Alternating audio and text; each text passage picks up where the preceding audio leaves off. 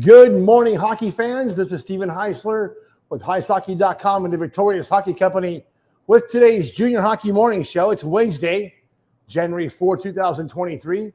Today I am a very unusual location. No, I did not wake up in the bar. That would be Eric Ballard more often than not me. The kids and I are here in Brooksville this morning. My mom's having a surgery here. So we're at the Florida Cracker Trading Company. And it's a, come on over here. He can explain what this all started out. It's a restaurant. It's a bar. I see a grits thing over there. What do you guys have going on here? How you doing? Hey, thanks for coming in tonight. Thanks for stopping in. I guess the curbside appeal got you driving by. No, it was Google imaging last night. We kind of looked for a place to eat, and we found this, and we fell in love. So, well, awesome. No, it's called Florida Cracker Kitchen's where it all started. The restaurant, breakfast lunch restaurant next door. Me and my brother, we were born with a curse. And that curse was the restaurant business. My mama has a restaurant literally 2 blocks north of here. And then back in 2006, I bought a restaurant 2 blocks south of here, the old hot dog stand. That place is awesome. Yeah. So we had those, and there was a breakfast lunch restaurant here. It came up for sale. Me and my brother bought it. And at one time, we owned 3 restaurants in 6 blocks. I've sold the hot dog stand, and now me and my brother run this together. And of course, now we have 6 locations throughout the state, all different concept restaurants. So they're not all the same, all underneath the Florida Cracker brand. But it all came from the upside down boot. That's the shape of Florida as our logo. That's what that's what kind of got started on the brand side. One thing we do take pride in is our food and our service. That's where it all boils down to. Everything filters down from there. My brother's a chef. I know y'all are, he lived up north in in Vermont, Burlington, Vermont, went to the New England Culinary Institute. So he has a chef side. Of course, my mama, not a certified chef, but she's been close enough, yeah. My whole life. She knows how to cook. In the South, we use, she knows how to use a stick of butter. So, and that's where it's come from. We've grown to where we're at, here where you're at now. We got the Florida Cracker Kitchen. It's only 7 to 2:30 every day. Full scratch kitchen. We bake our own bread, bake our cinnamon rolls, make our gravies fresh every morning. There's nothing but 2 cans in the back that we actually open a can up to put in our food. Everything else is fresh. Then you come here where we're standing now. This is our Florida Cracker Tap Room and Bourbon Bar. We have, probably the best kept secret a lot of people don't realize is we got about 180 bottles of bourbon on the wall. If there's a bourbon you're looking for, we probably have a pour of it. And then next door to this, which I haven't been to yet, it's our retail store, which is over 3,000 square foot of retail, nothing but our brand.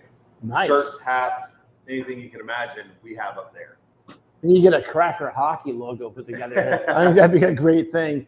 Thank you very much for letting us be here this morning. It's been awesome. We looked at Google imaging last night, Google Maps, and Sonia saw the cinnamon roll. What did you call it, Sonia? She said that it's a very sexy cinnamon roll, and she could not even eat a third of it this morning, and she was done.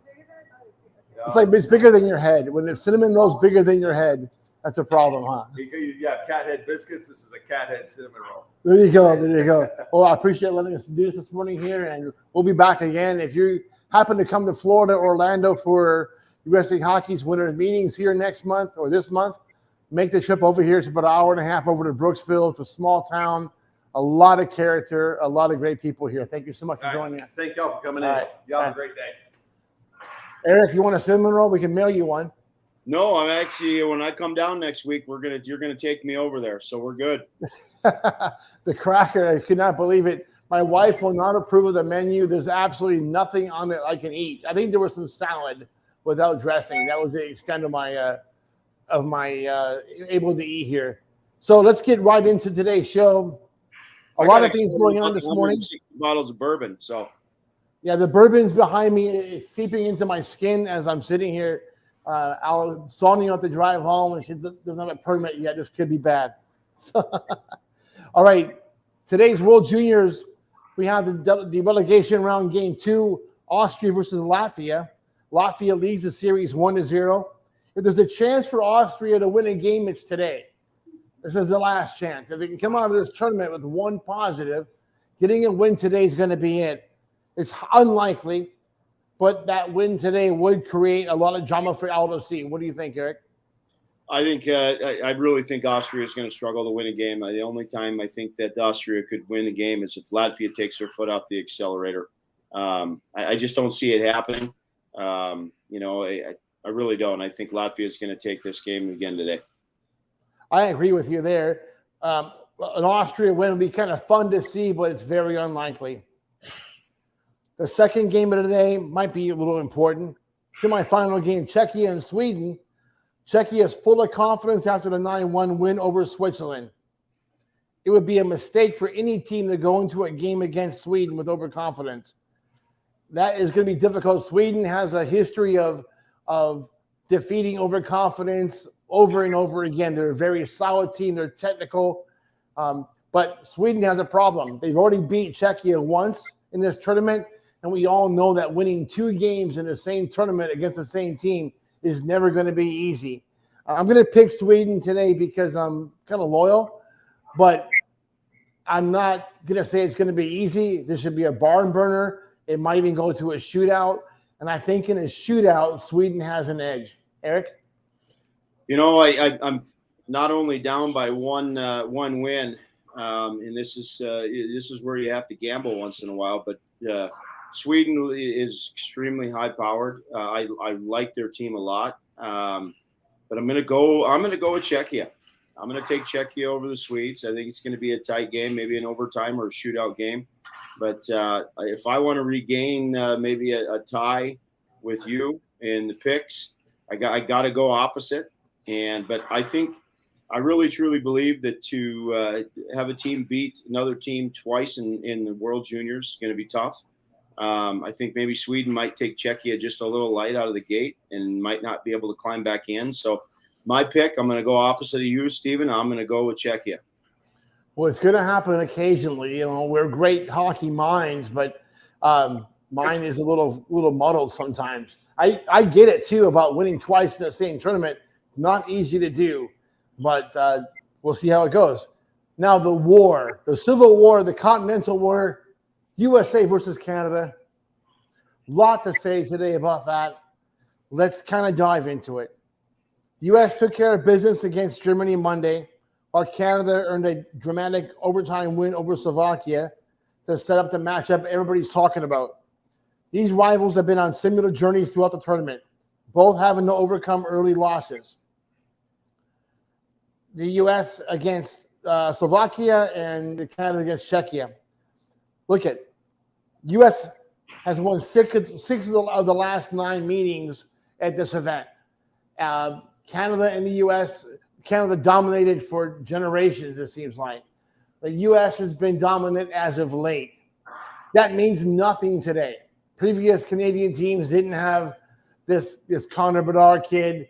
Previous Canadian teams had other things going on, and you can't judge your team by what they've done in the last years. It doesn't matter. What matters really are these 2 teams right now. And it's interesting because we're watching something happen special in Connor Bedard that we don't see very much. He's an intergenerational player. And he's draft eligible this year. Think about that, kids.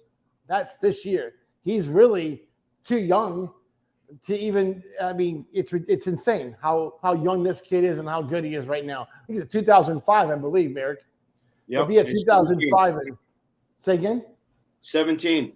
Yeah, it's just amazing what he's been able to do and the impact he's having on the game. His vision is impossible to really put a limit on, and his growth potential is tremendous. But right now, today, I don't think Canada has enough to take out the United States. Eric? Again, all bets are off. We could go back 10 years in statistics, but this is an age-old battle. It's Canada versus U.S., and again, all bets are off. I would say right now, if the U.S. cannot contain Connor Bedard, slow him down, get in his way, make him, fight for space, they're going to struggle a little bit. But I truly believe, even though on paper, Canada's, I think, at 21 of their 23 guys are drafted. The U.S. right now looks really tough to beat. If they can duplicate their games the late round robin rounds, and even in the quarters. I think the U.S. is going to take this. I think it's going to be a great game. I'm really excited to watch it.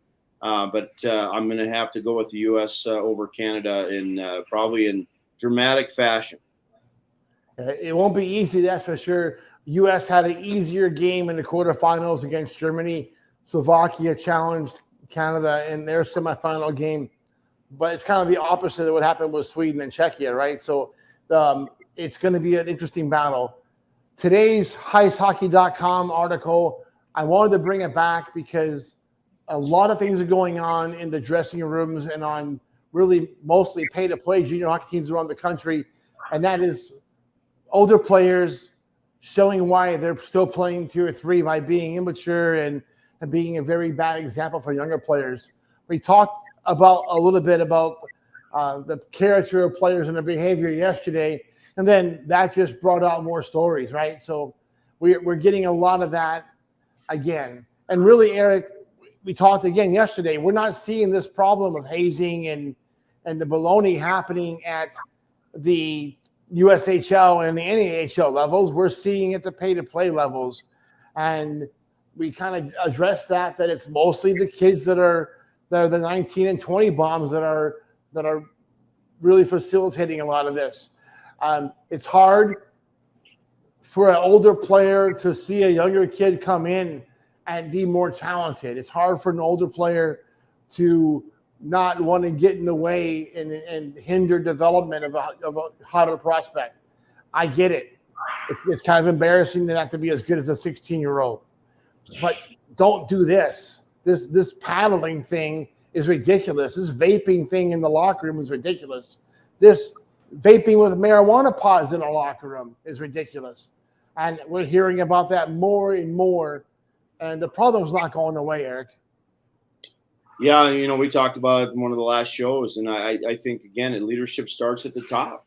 And it starts at ownership. And then it translates down to your GM and your head coach and your coaching staff. And we talked about it. We did say it. At the USHL North American League, you're not seeing this. It's not a prevalent issue. It's not consistently an issue with those programs because those kids and those coaches and the ownership, that they're motivated. They have goals in mind. And I think that's where some of these Tier 3 teams get in trouble is, sometimes it becomes a pay-to-play model. It's all about the bottom line.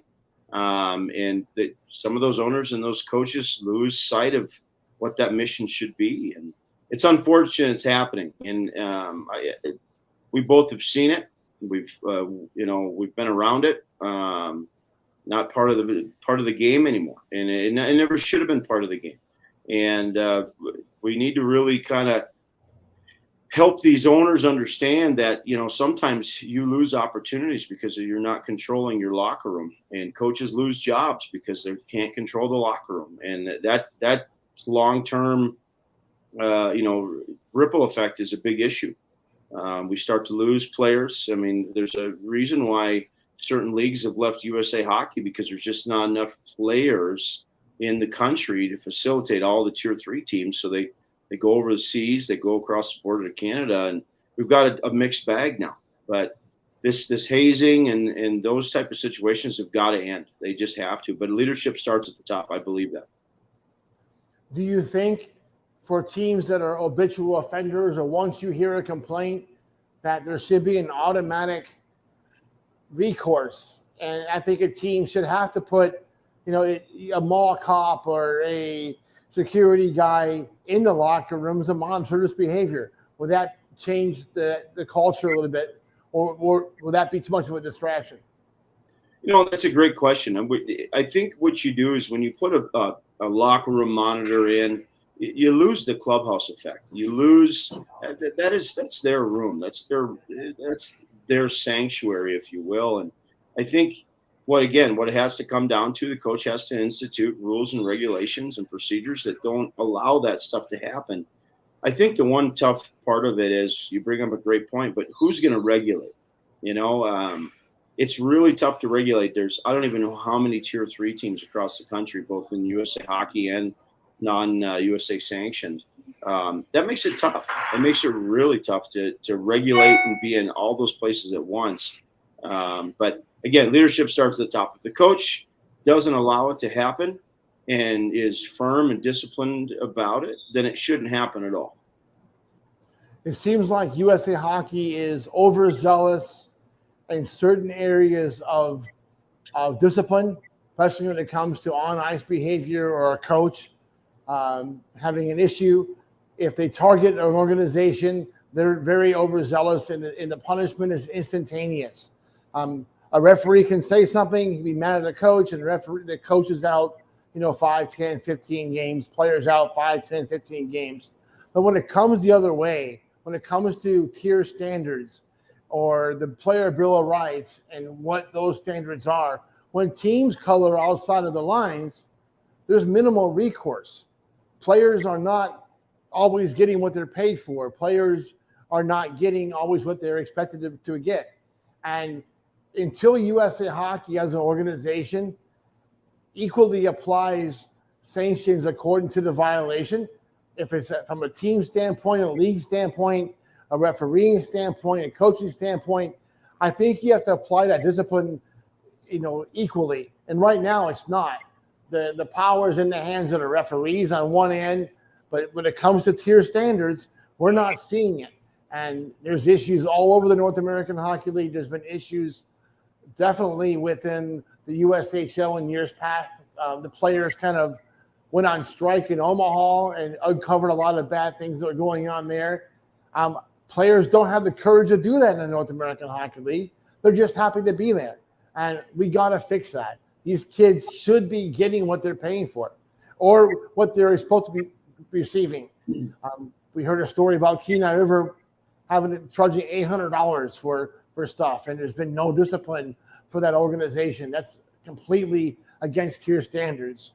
And until USA Hockey clamps down, if you're going to have a rule, have an enforcement policy that goes along with it. Until they do, I think we're going to see all kinds of problems, like the situation in the locker rooms, like this hockey monkey court going on in the locker rooms. Those things have to go away.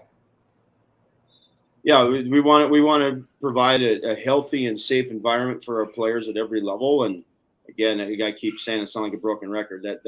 That really should fall on the coach to make sure that those things don't happen. Absolutely, my friend. Absolutely. Listen, Eric, short show today.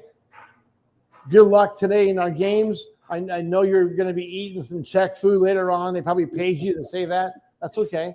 I prefer Swedish seafood. We'll be all right. Yeah. But until tomorrow.